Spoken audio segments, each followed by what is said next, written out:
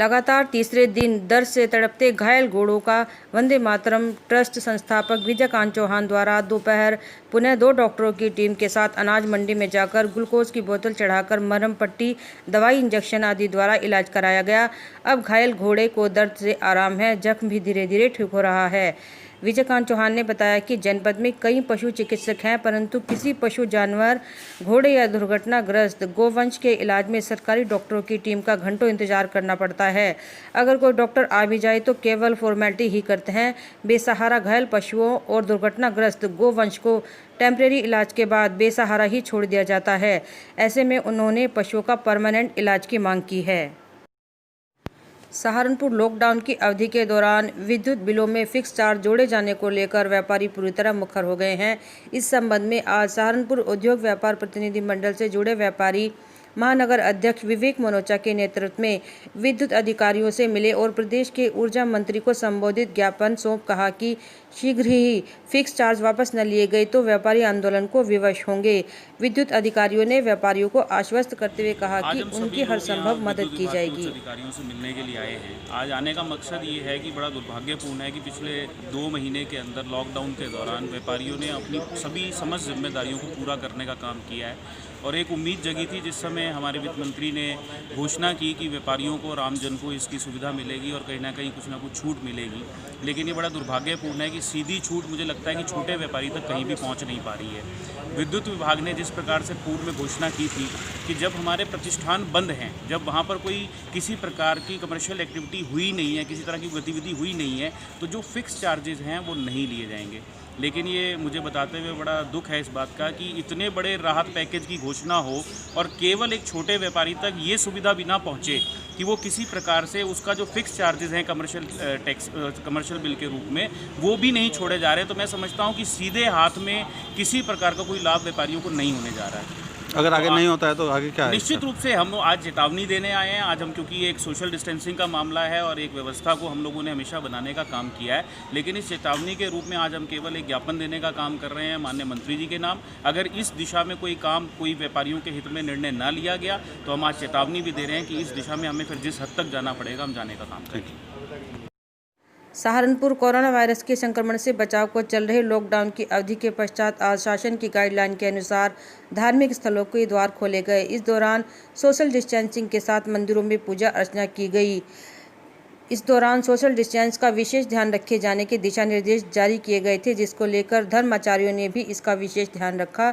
लगभग 2 माह की अवधि के पश्चात धार्मिक स्थलों के कपाट खोले जाने के बाद श्रद्धालु भी मंदिरों में पहुंचे। व्यापार मंडल के जिला उपाध्यक्ष एवं BKY टायर के प्रोपराइटर प्रदीप चांदना जी ने संयुक्त रूप से कहा, व्यापारी समाज लगातार लॉकडाउन के समय से ही समाज के अंदर अपनी सजग भूमिका निभा रहा है। उसी के नियमित हमारा प्रशासन भी सजग प्रहरी के रूप में अपना दायित्व निभा रहा है।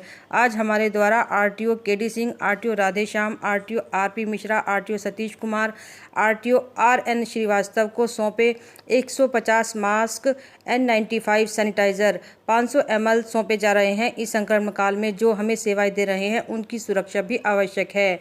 उसी के नियमित ये पहल की गई है। भेंटकर्ताओं में व्रत चावला, महामंत्री ललित पोपली, सुनील चांदना, सचिन चांदना, प्रवीण चांदना, वंश, यश चांदना, मोहम्मद इमरान, फिरोज अहमद आदि उपस्थित रहे। 20 मास्क के N95 और 500 ml के सैनिटाइजर मैं भेंट कर रहा हूँ RTO साहब को, कोरोना योद्धाओं को जो हमारे लिए दिन रात मेहनत कर रहे हैं, उनके लिए थोड़ी सी भेंट यह है कि जिससे मेरे भी दिल को कुछ सुकून मिल जाए। आज हमारे पश्चिमी उत्तर प्रदेश संयुक्त उद्योग व्यापार मंडल के जिला उपाध्यक्ष प्रदीप चांदना जी, BKY टायर की तरफ से सब साथियों ने माननीय RTO महोदय को मास्क भेंट किए हैं। हम सब लोग मानते हैं कि ये लोग भी फील्ड में चेकिंग करते हैं और RTO विभाग के अधिकारी फील्ड में रहते हैं। ये भी कोरोना योद्धा हैं। उसी के नियमित इनका मास्क देकर और सैनिटाइजर देकर सम्मान किया गया है। धन्यवाद। सहारनपुर कांग्रेस प्रदेश अध्यक्ष अजय कुमार लल्लू की रिहाई को लेकर पार्टी हाईकमान के आदेशानुसार कांग्रेस कार्यकर्ता सेवा सत्याग्रह आंदोलन के तहत निरंतर गरीब जरूरतमंद लोगों को भोजन उपलब्ध करा रहे हैं। आज कांग्रेस के जिला अध्यक्ष चौधरी मुजफ्फर अली, ACCI सदस्य जावेद साबरी, पूर्व विधायक सुरेंद्र कपिल, शशि वालिया, नरेंद्र शर्मा, महानगर अध्यक्ष वरुण शर्मा, अरविंद पालीवाल, गणेश दत्त शर्मा, नसीब खान समेत आदि कार्यकर्ताओं के माध्यम से भोजन का वितरण किया गया। सहारनपुर नगर को कोरोना वायरस के संक्रमण से मुक्त किए जाने के लिए नगर निगम की टीमें लगातार नगर के विभिन्न क्षेत्रों को सैनिटाइज कर आमजन की मदद में लगी हैं। नगर आयुक्त ज्ञानेंद्र सिंह ने कहा कि नगर को पूर्ण रूप से संक्रमण मुक्त किए जाने के लिए नगर निगम वचनबद्ध है और इसके लिए सभी कर्मचारी पूरी आस्था निष्ठा के साथ अपने दायित्वों का निर्वहन कर रहे हैं। आप अपना नाम बताइए। सर मेरा नाम देशपाल है सर। आज सैनिटाइजिंग के लिए कितनी गाड़ियाँ निकाली जा रही हैं? सर डेली 20, 25, 30 गाड़ियाँ डेली निकलती हैं। कौन कौन से क्षेत्र में सैनिटाइजिंग का कार्य करेंगे? अपने क्षेत्र में जाती हैं, हमारे सब क्षेत्र दिया जाता है और सब अब अपने क्षेत्र में सभी गाड़ियाँ सुबह से 6 बजे से निकल जाती हैं और दोपहर तक सभी हल्के में काम किया जाता है। कितनी दवाई आती है आपकी गाड़ी में देशपाल जी? सर मेरे गाड़ी में 5000 लीटर पानी आता है और इसमें 50 लीटर हम दवाई डालते हैं। अच्छा, सैनिटाइजिंग के लिए कौन सी दवाई इस्तेमाल की जाती है देशपाल जी? सर वो गाड़ी में रखी है दवाई का तो मुझे नाम नहीं है। सहारनपुर नगर को प्रदूषण मुक्त किए जाने, पर्यावरण को प्रोत्साहित किए जाने के उद्देश्य से नगर निगम द्वारा आज गांव सांवलपुर नवादा में तालाब के समीप पौधे रोपित किए गए। इस अवसर पर महापौर संजीव वालिया, नगर आयुक्त ज्ञानेंद्र सिंह समेत निगम अधिकारियों ने पौधे रोपित किए। इस बारे में जानकारी देते हुए नगर आयुक्त ज्ञानेंद्र सिंह ने बताया कि हमने स्कूली बच्चे संस्थाओं से आह्वान किया है कि वे जगह और पेड़ों की संख्या बताएं।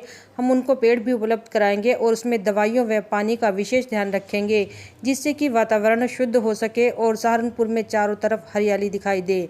इस कार्यक्रम में स्कूली बच्चों के अलावा एरोन से रश्मि टेरेंस, सुषमा बजाज, सुधान मोहर सिंह के अलावा विभिन्न संस्थाओं के कार्यकर्ता मौजूद रहे। हमें लगभग 50,000 पौधे लगाने हैं और उसी के तहत हम लोगों ने ये अभियान चला रखा है कि पूरे नगर निगम को कार्बन न्यूट्रल फ्री, मतलब जितना कार्बन हम लोगों के वातावरण में बढ़ता चला जा रहा है उसको कम करने के लिए उस अभियान में ये वृक्षारोपण अभियान हम लोगों ने चलाया है।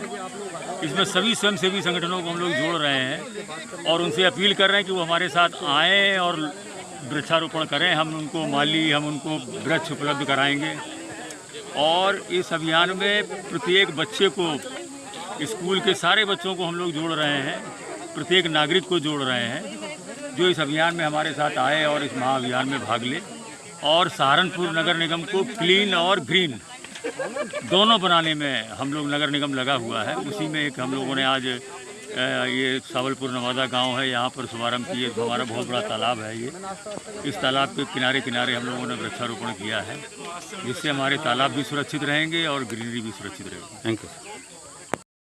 सहारनपुर देश की सेना में गुज्जर रेजिमेंट गठन किए जाने की मांग को लेकर गुज्जर आर्मी के कार्यकर्ताओं ने आज हकीकत नगर के रामलीला मैदान पर प्रदर्शन कर धरना दिया। इस दौरान गुज्जर आर्मी के संस्थापक चौधरी वीरेंद्र गुज्जर ने कहा कि इस मांग को पूरे देश में फैलाए जाने के लिए प्रत्येक प्रदेश के जनपद में धरना प्रदर्शन किया जाएगा, जिससे कि उनकी मांग सरकार तक पहुंच सके। उन्होंने राष्ट्रपति, प्रधानमंत्री, उपराष्ट्रपति को संबोधित ज्ञापन जिला प्रशासन को सौंपा।